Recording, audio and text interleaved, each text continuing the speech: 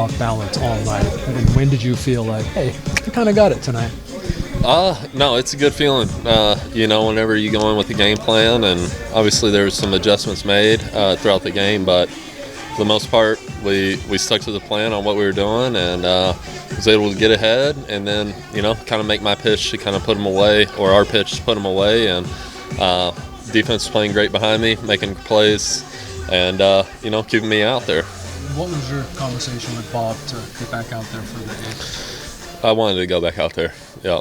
I told him it's like, hey, let's keep it rolling here, and I really appreciate him trusting me to go back out there. I know that pitch count was up there, and I was just trying to be efficient and make pitches in the zone, and stay on the attack there in the 8th. What was kind of like, how far ahead did you allow yourself to get? Because it was going to take efficiency to have a chance. No, I was doing the math in there, and would have loved 3-pitch inning there in the 8th and another one in the 9th, but it was just trying to stay on the attack, and maybe they had hit it to somebody, get some swing and misses in the zone, and just left a change up there in the 8th, and he put a good swing on it and got it to fall. Where were you at the crowd tonight, and did you notice when Martinez was up in the bullpen? I didn't notice anybody up in the bullpen except for like in the 7th. I guess I saw somebody up there. But yeah, that 7th inning, felt like the crowd was really into it, and definitely gave me some adrenaline out there to keep making pitches. How about just being the guy to stop the slide after a 5-game skid? Yeah, no, that's our goal, is starting pitchers go out there and give the team a chance to win. And we've been struggling a little bit, but this clubhouse is full of guys that are confident and know that things will turn around. And so just trying to go out there and give the guys a chance to win a ball game and keep the traffic as limited as possible on the base pass, and was able to do that tonight. Well, he was getting a lot of swings and misses early on, and when he's striking guys out and he's throwing the ball over the plate and keeping him off balance. Had a good fastball at the top at times too.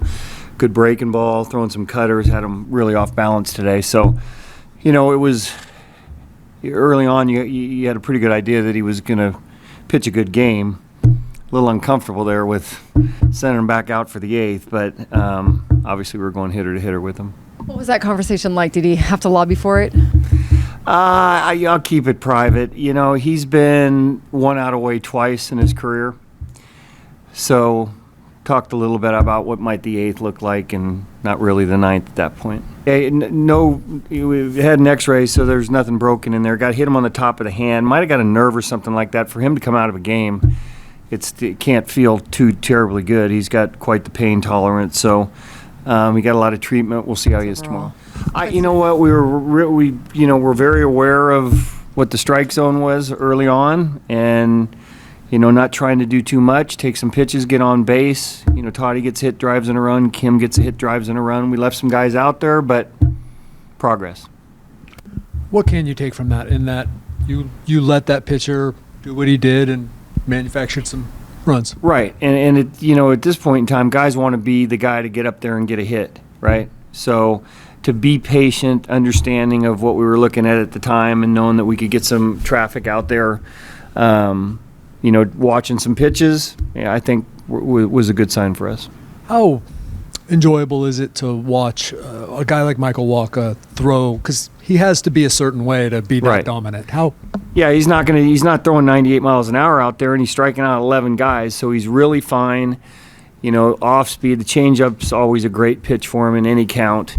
But I thought he elevated, and he pitched up and down really well tonight too. He had probably as good a curveball at times as we've seen, and a cutter just enough to kind of get the lefties off there and something move away from a righty. So he pitches a little bit differently than you see some guys nowadays, but obviously very effective. And if you looked at the line, you would think he was a power pitcher throwing upper 90s.